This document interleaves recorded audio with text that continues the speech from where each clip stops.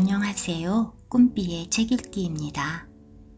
법적인 노인, 이른바 지하철 공짜로 타는 사람을 지칭하는 지공거사란 말이 있던데요.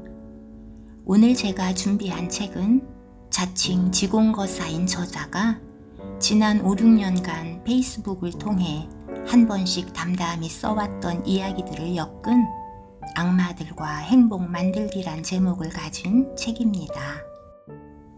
저자인 강기석 뉴스통신진흥회 이사장은 서문에서 산문집이지만 짤막한 꽁트집일 수도 있고 그때 단상을 적은 수상록일 수도 있고 노인 동화라고도 할 수 있다고 밝힙니다.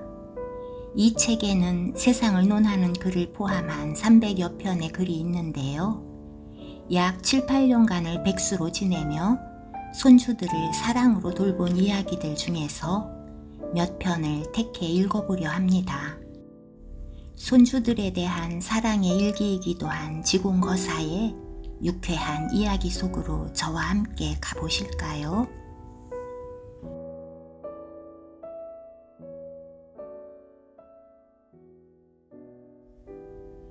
숙명.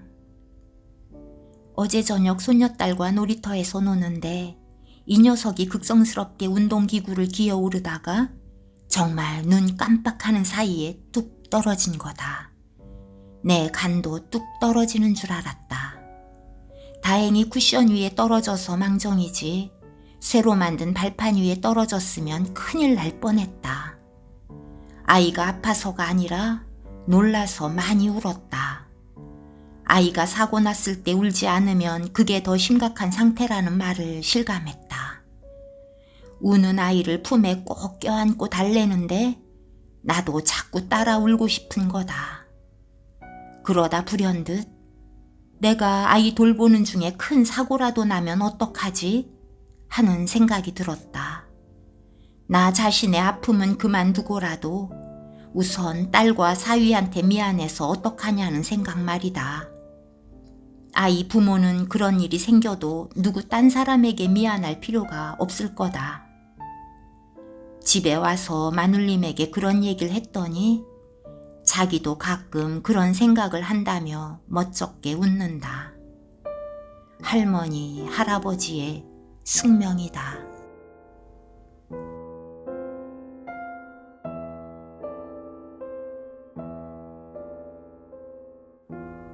호떡과 할머니. 요즘 5살 배기 손녀딸이 호떡에 꽂혔다. 유아원에서 데리고 집에 오는데 길가 호떡가게 앞에서 발길을 떼지 않는다. 하무렴 사주고 말고. 호떡 굽기를 기다리고 있는데 80은 되어 보이는 한 할머니가 지나가다 아이고 냄새 좋네 하시면서 곁에 앉는다. 작은 수레를 끌며 종이박스와 폐지를 줍는 할머니다. 호떡집 할머니와는 잘 아는 사이인 듯 나 오뎅 국물이나 좀 주소 하신다. 손녀딸에게만 호떡 사주는 것이 갑자기 미안해진 내가 호떡집 할머니께 호떡 하나 더 구워 저 아주머니 주세요 했다. 그 할머니는 어안이 벙벙해져서 왜 나한테 호떡을 줘요? 그런다. 곱게 생기신 할머니가 고생이 많으시네요. 호떡 잡숫고 싶으시잖아요. 할머니는 얼굴에 홍조를 띠며 아이고 곱긴 뭐가 고와요. 내가 40년을 혼자 살아오는데 자식놈 하나 키워놓은 게 찾아오지도 않고 늙어 이 고생이지 뭐요. 고맙게 먹겠소 하신다. 손녀딸 손에 호떡을 쥐어주고 돌아오다가 힐끗 돌아봤더니 멋쩍게 웃으시며 호떡을 맛나게 드신다. 갑자기 돌아가신 어머니가 생각나서 가슴이 먹먹해진다. 비록 종이박스와 폐지 줍는 일은 시키지 않았지만 난 결코 어머니께 효도한 사람이 아니다.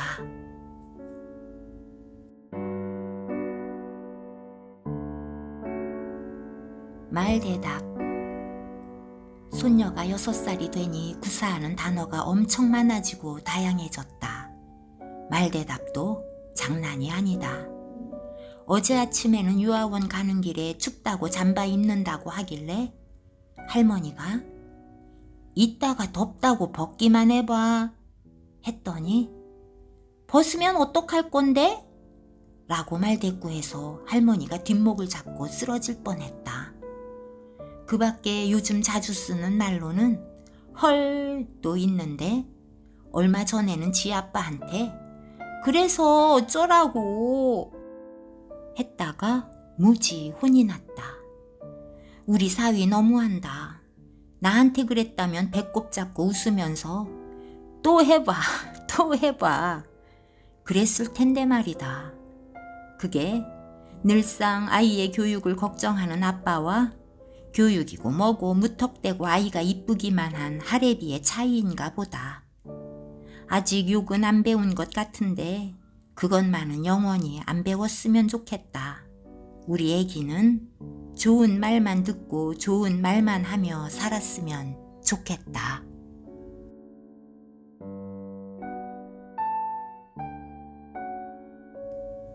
손녀딸의 항복문서. 올 7살, 만으로 6년 1개월 난 손녀딸은 할아버지에게 표를 하나 그려달래가지고 자기가 알아서 적절한 시간표를 짤 정도로 똑똑하고 착한 아이다. 물론 다른 아이들과 마찬가지로 잘 지키지는 않지만 그런 손녀딸과 할머니 사이에 전쟁이 터졌다. 놀이터에서 놀다가 귀가 시간을 놓고 할머니와 고성이 오가는 등 크게 다툰 것이다. 할머니는 7시까지만 놀자 하고 손녀는 7시 30분까지 놀겠다고 협상을 시작해서 할머니가 7시 20분으로 양보했는데도 손녀가 7시 30분까지 놀겠다고 끝까지 고집을 피운 것이 발단이다. 문제는 손녀딸이 결국 7시 20분 안을 받아들일 의사가 있었음에도 손녀딸의 막무가내식 협상 태도에 분개한 할머니가 7시쯤 갑자기 협상 중단을 선언하고 그냥 애를 끌고 온 것이다. 손녀딸이 울고 불고 방방 뛰며 항의하는 내용을 가만 들어보니 할머니가 제시한 최종안이 7시 20분이었으니 자기는 그때까지 놀 권리가 있다는 주장이었다. 참 난감했다. 일리가 있는 주장이었기 때문이다. 하지만 난 내용보다 절차와 태도를 문제 삼은 할머니 편을 들기로 했다. 상대가 둘로 불어나자 당황한 아이는 방으로 들어가 농성도 하다가 다시 거실로 나와 느닷없이 화분에 물을 주는 등 이상 행동을 보이면서도 자기 주장을 굽히지 않았다. 그러거나 말거나 시간은 흘러 엄마가 퇴근하고 집에 돌아왔다. 할머니의 고자질을 통해 사태를 파악한 엄마는 아무 말도 안 한 채 아이를 데리고 자기 집으로 갔다. 아이는 벌써 주눅이 들었다. 그리고 이튿날 손녀딸이 잔뜩 풀이 죽은 채 반성문을 써왔다. 엄마의 지도와 첨삭이 있었다. 찬찬히 읽어보니 역시 협상 내용보다는 협상이 결렬된 뒤 자신이 보인 행동에 대한 반성이다. 기대하기로는 협상 과정에서 보인 태도, 양보 없는 고집에 대한 반성도 좀 있었으면 했는데 거기까진 미치지 못했다. 다만 중과부적으로 어쩔 수 없이 억지로 반성문을 쓴 건 아닌가 유심히 관찰해 본 결과 그런 점은 없는 것 같아 다행이었다. 아이들 키우기 참 힘들다. 어떻게 올바른 주장을 세우며 어떻게 그 주장을 관철시킬 수 있는지 그것이 사회생활을 하면서 가장 필요한 가정교육일 텐데 그게 말처럼 그렇게 쉬운 것이 아니다. 사실 나 자신 이번 경우 울고 불고 고집부린 손녀딸과 아이의 버릇을 고치겠다며 강경하게 맞선 할머니 둘 사이의 선후 인과관계나 잘잘못의 경중을 아직도 확신하지 못한다. 우리 사회에는 토론이나 협상에서 불리해지면 상대방의 태도 같은 비본질적 문제를 들고 나와 시비를 거는 사람들이 얼마나 많은가.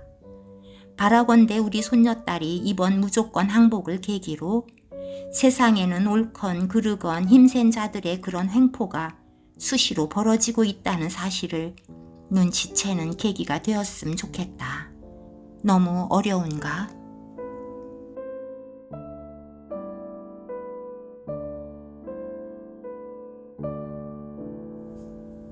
부모님을 모시고 살던 시절에도 손주 돌보느니 밭에 일하러 가겠다는 옛말이 있었던 것으로 보아 손주 돌보기는 말처럼 쉬운 일은 아닌 것 같습니다. 손주 돌보시는 할머니, 할아버지 힘내세요. 손주들이 건강하고 멋지게 크면서 할머니, 할아버지께 기쁨과 보람을 안겨드릴 거라고 생각합니다. 저는 다음에도 좋은 글 찾아 이 자리에 다시 오겠습니다. 안녕히 계세요.